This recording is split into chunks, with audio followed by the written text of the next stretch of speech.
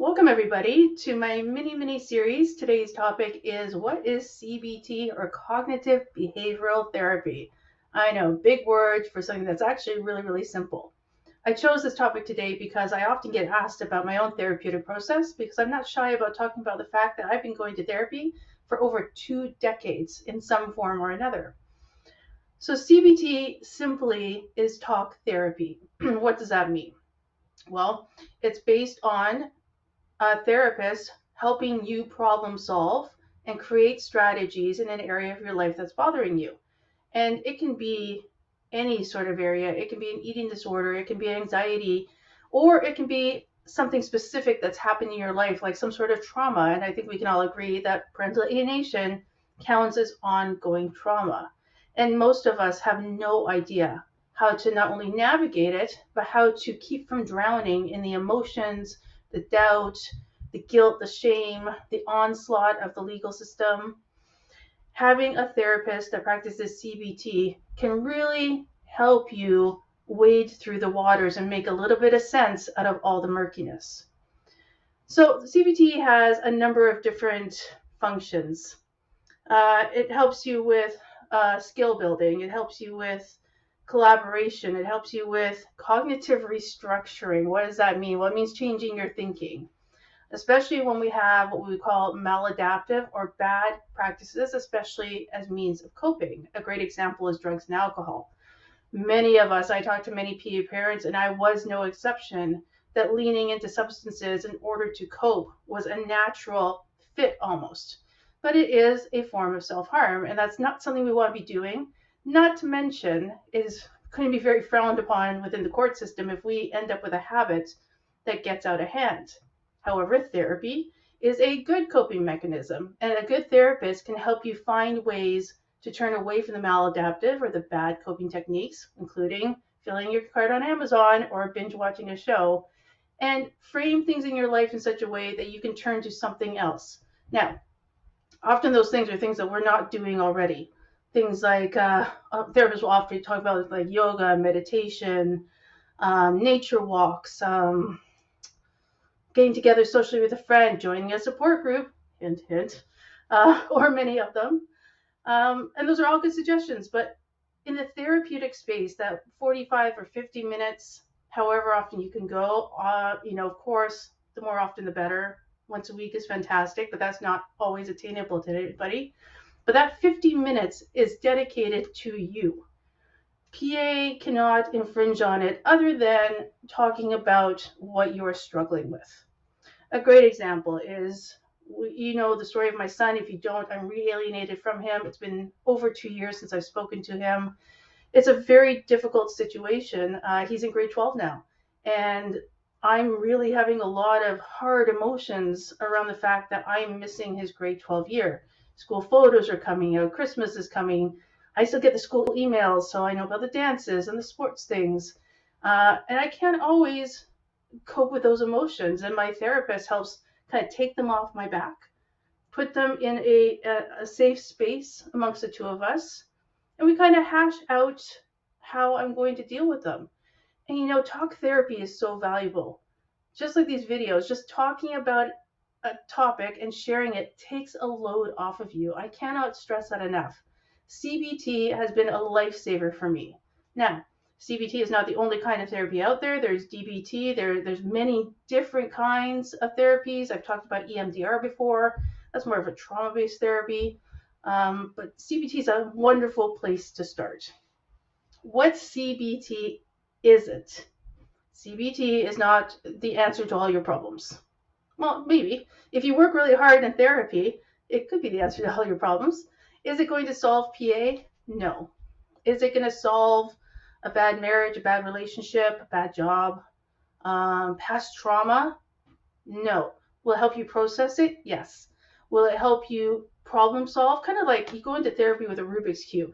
It's all jumbled up. And each week, you kind of turn the dials and you get maybe, all the yellows in a line, your emotions in line, or something about PA in line, or the courage to change jobs, or the ability to not take on the emotions of PA so much that it's crippling in your life.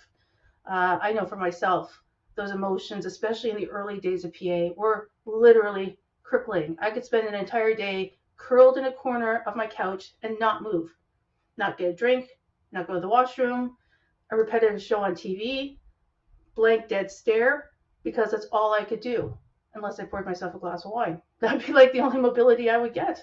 And I'm being very frank and honest about this because I want to expose the realities of how hard PA is on us as parents, on us mentally, physically, and emotionally. And CBT can actually help with all three of those. Now, you do need to do the work, right? So CBT isn't going to be walking into a therapist's office and saying, I'm experiencing PA, how do I solve it? God, don't we all wish that there's that magic, the Staples easy button, and that we could just go, oh, that's what I'll do. Okay, yeah, and we walk out and we're all happy. And you do have to do the work. But it is so immensely helpful to have an impartial party that is just for you to help you solve your own feelings and harness your own emotions and give you strength and give you confidence and give you energy in PA. So, how do you find this magical unicorn of a therapist? Well, kind of like dating. The first one doesn't always work. It's not always a marriage made in heaven. The place where I encourage you to start is to write down what you want to seek therapy for. So is it something as generalized as anxiety? Is it something like, I struggle with this, unable to leave the house unless I absolutely had to because the world was just too scary. The world was too much. Is it depression? Is it lack of motivation? Is it the emotions, just the crushing emotion of not being able to communicate with your child? All of these are valid. You can be as general or as specific as you want. And what you'll find in therapy is often what you went in for is not actually what you'll deal with. You'll deal with it to some extent, but you're going to get down to like a root cause, not just anxiety, but what's causing the anxiety.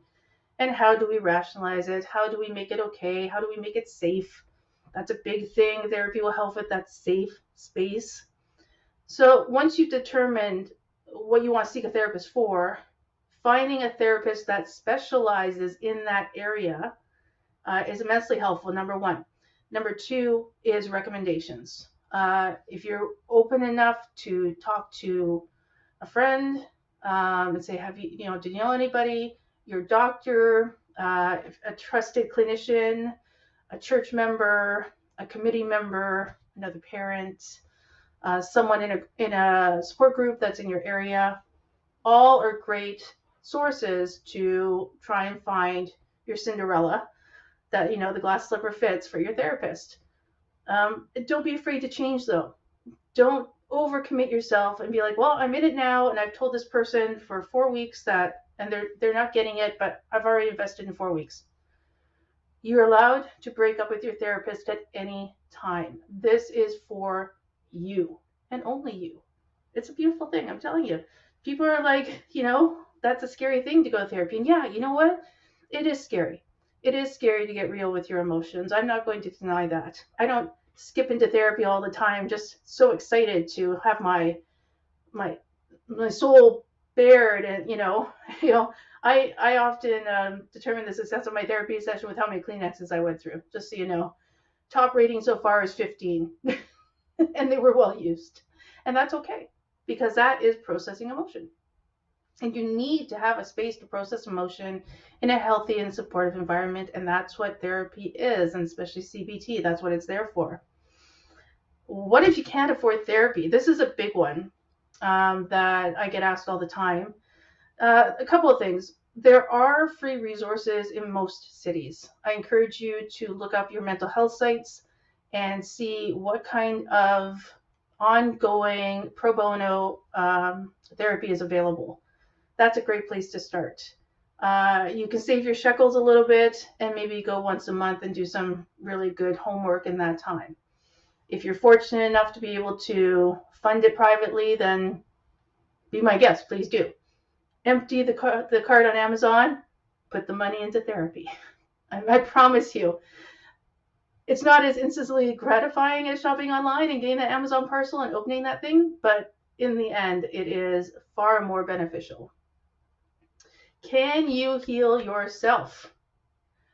Yes, I do believe that you can. I believe that we all have the power and potential to work through our own trauma and our own issues in our own way. It is a very active thing to do when you're working on healing yourself. And even if you're in therapy, you still are actively working every week. I have homework every week with my therapist, and I'm accountable for that homework when I go back. So it takes a little bit more to be accountable to yourself, but you can work with a friend. You can kind of go on a healing journey in a support group. Again, hint, hint, that always helps. But talking about it in a safe space can help you heal. And again, it can be scary to go to a group and start telling your story. But the thing about support groups for PA, a good support group, is it's nothing that they haven't heard before, because you're all there for the same reason. It's no different than going to AA or NA. When you're an addict and you go and you feel like you're the only one, and then you find out, oh, I'm not. And you can start to kind of wrap your head around being part of a greater collective, no matter how sad it is that the reason we are coming together is because of PA. One other thing, when it comes to healing yourself, I have a couple of books actually that I highly, highly recommend. They are both by Dr. Nicole LePera. And if you don't know who that is, she is the holistic psychologist. So her stuff on Instagram is amazing. So there's two books I recommend. I've read them both and done them both. One is called How to Do the Work. And what does it say? Recognize your patterns, heal from your past, and create yourself. So it's a pretty, large book, not a lot going on other than words. If that's not your speed, her workbook is amazing. How to Meet Yourself, the workbook for self-discovery. And I'll just give you a little taste of it here. Oh goodness, what happened here? Uh-oh. There we go. You can see it's full of things to, like I see this is the limiting beliefs checklist. What a great thing. And there's QR codes, there's free resources online. Highly, highly recommend. I think I got it on Amazon. Canadian, it was $29.99, so I do recommend for your Amazon cart. I hope this little mini series has given you a tiny insight into CBT, what it is, and how it can help you, not only in life, but in parental alienation. I have put a worksheet, an info sheet in the comments below this. I'll also put the links to the books below this. And if you have any questions, you want to go a little bit deeper, you want to have a chat privately, you can message me. Any comments or questions are welcome. Any other topics you want to hear about, also welcome. And that's where I'll leave it for today. And of course, join us on Facebook at Parental Alienation Support Canada. That is our Facebook group, our private Facebook group. Lots of support there. Over 131 pages with information on everything from self-care, CBT, to how the court system works and various ways to support yourself in PA. And of course, you can find this video and more videos at our website at www.parentalalienationsupportcanada.com. I look forward to seeing you soon.